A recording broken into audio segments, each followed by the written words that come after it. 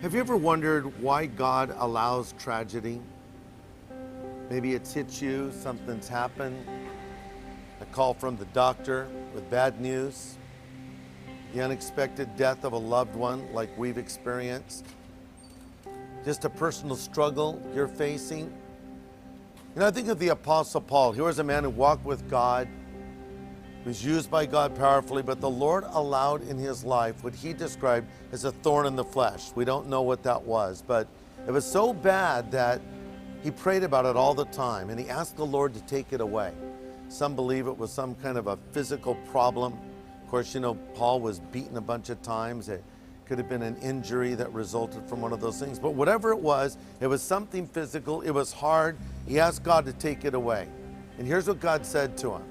My grace is sufficient for you because my strength is made perfect in weakness. Then Paul went on to say, so I'll boast in my weakness that God's power may be put on display.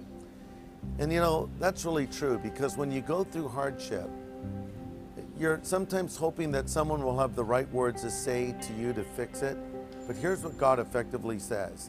I will be with you. When Jesus said to Paul, my grace is sufficient for you, he was effectively saying, Paul, you need me.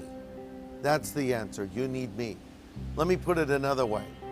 When you're in times of hardship, you cling to God more tightly than in other times, and you realize that the answer is God. A closer relationship with God, walking with God. David said, yea, though I walk through the valley of the shadow of death, I will fear no evil because you are with me. And I think it's a greater awareness of the fact that you need God, number one, and that God is with you, number two, and you cling to him, you rely on him. You're not so self-sufficient. You realize that only God is sufficient to get you through these things.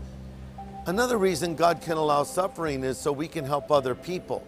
Paul wrote, we comfort with the comfort we've been comforted with.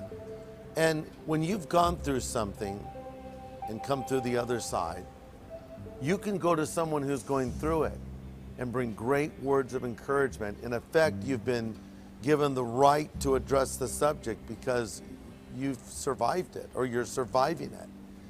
And I think God can really use you to help someone else so they don't lose hope and know that there's light at the end of the tunnel. Look, here's the thing. We can pray, and sometimes God will remove our problems. Sometimes he'll heal us of that infirmity, but sometimes our problems don't go away. But God is still with us. Jesus said, I'll never leave you or forsake you. And we have a greater hope than just life on this earth. It's a life in heaven in the presence of God.